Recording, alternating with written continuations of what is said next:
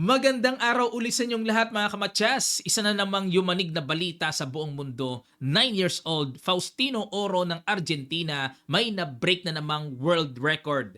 Matapos niyang makuha ang world's youngest FIDE Master, pinakabatang nakaabot ng 2300 sa standard rating, ngayon na naman panibago. Sa end part ng video, isasabay ko na pong sabihin kung ano yung world record na yon plus yung standing ng kanyang sinalihang 10 players round robin na kasama ang 2 grandmasters. Ano ba ang naging score niya doon? Long game po ito na round robin, face to face. Okay. Best game niya kontra kay FIDE Master Andres Aguilar. Tumira ang puti ng D4, Knight F6 si Faustino, C4, E6, Knight C3, Bishop B4, Nimso Indian Defense. Queen C2, classical variation, nag D5. Kumapture sa D5, takes, Bishop G5. Kahawig na ito ng Queen's Gambit Exchange, Bishop G5 variation. Nag C6, E3 para i-develop ang Bishop. Nag-castle, Bishop D3, threatening Bishop takes H7 na. H6, Bishop H4, maintain lang ang pin. Bishop E6, develop lang. Knight GE2, ayan, pupunta sa F4. Bishop D6, inabangan ng bata.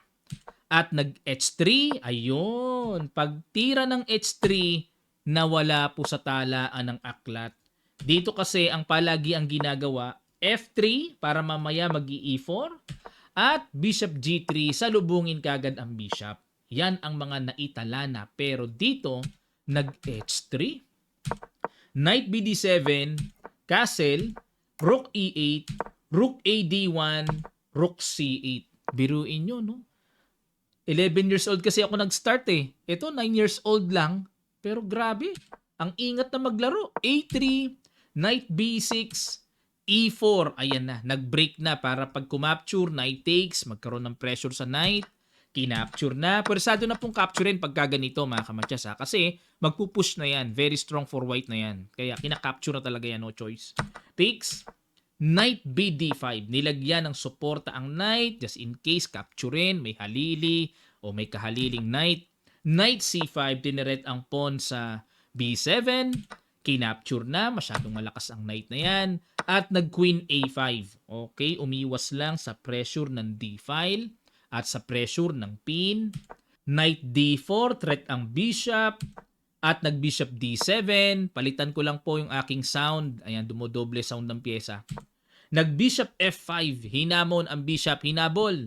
Rook C D8, Rook D3. Naku, malakas ang gagawin ni FM. Pupunta sa G3, oh. Rook E1. Ayun, para hindi na makaporma isang tore, ma-exchange na. B4, dinisconnect ang depensa. Siyempre, obligado ng kumapture. At nag-Queen A6, ayun, pin muna. Kinapture na, takes. Kinapture ulit, takes. At nag-King G1, umiwas sa pin. Otherwise, makakapture ng Knight. Nag-Rook D5. A4 para iligtas kasi naka-threat din. O okay lang ang puti, di ba? Slightly better. Rook E5, dumungaw na para makasundot sa ilalim. Knight F5, aba, nag-exhibition si FM. At nag-Rook E8. O, maingat yung bata, no? Talagang nakikita niya, oh. Kasi pag kinapture yung Knight, may Rook D8 check, lipad ang tore. Tinatrap ni FM eh. Okay, tinatrap ang bata pero nakita. Nag-Rook E8.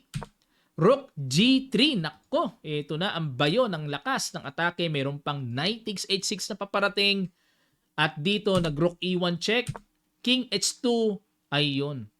Paki-guess nyo po ang napakagandang ginawa ng batang ito. Find the excellent move sa ilang sandali lang. Tutuloy kagad natin. Start.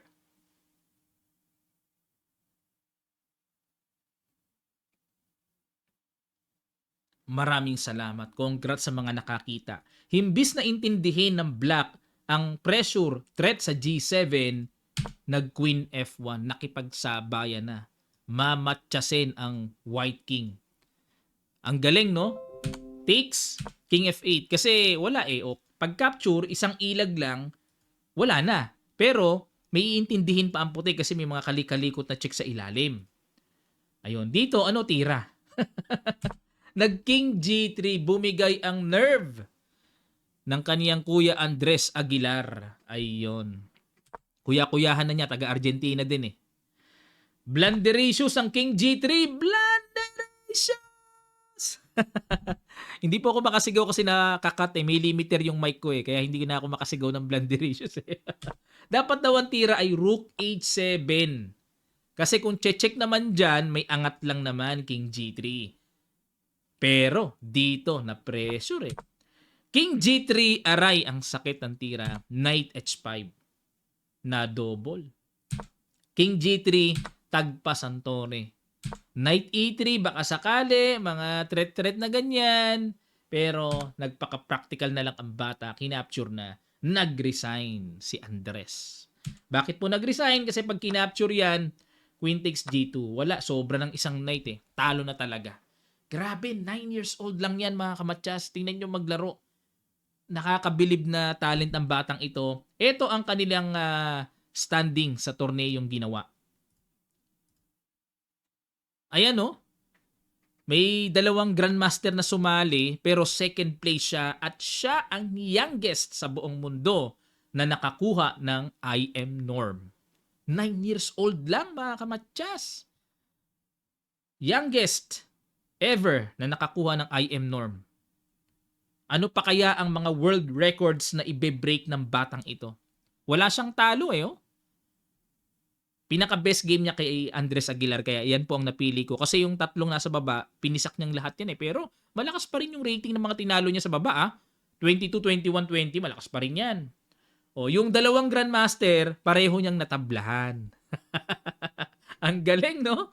Yan ang abangan natin. Nako, 9, 10, 11, malupit pa yata kay Miaoyi ito. Mga kamatsas, abangan natin ang performance nito. Baka pagdating ng 11, baka Grandmaster na to, mabreak niya si Abhimanyu Mishra. Ayan, maiba tayo mga kamatsas. Patungkol po sa round number 6 ng US Chess Championship sa men's division. Puro tabla lahat. Ayun, wala pang interesting na nangyari. Nakita ko yung laro, puro tabla eh. Boring pa eh. Pag nagkapisa ka na, ayun, mag-a-analyze tayo, mag-a-update tayo ng round number 7. Ano? Eh, hindi naman tayo basta makagawa lang ng content na parang pang clickbait lang. Dapat yung nagkapisakan mas maganda at syempre may mapupulot tayong talagang fighting talaga, no? Wala eh, puro tabla lahat eh. Baka sa women's try kong maghanap ng interesting games, update tayo sa US Championship Women's Division. Ayan, maraming salamat sa mga gusto pong mag-avail ng ating Kamatsas merchandise. Ipo-forward namin sa inyo ang link once na mag-message kayo sa aming Facebook page Kamatsas. Po-forward namin sa inyo para pag kinilik nyo, makakapili kayo. Pag umorder kayo, papadala namin sa inyo door to door. Pwede nating pirmahan ang chess sets, chess clocks, depende po sa inyong mga request. Pero madalas po nagpapapirma. Okay, maraming salamat. Magkita-kita pa tayo sa mga next interesting games na i-analyze natin.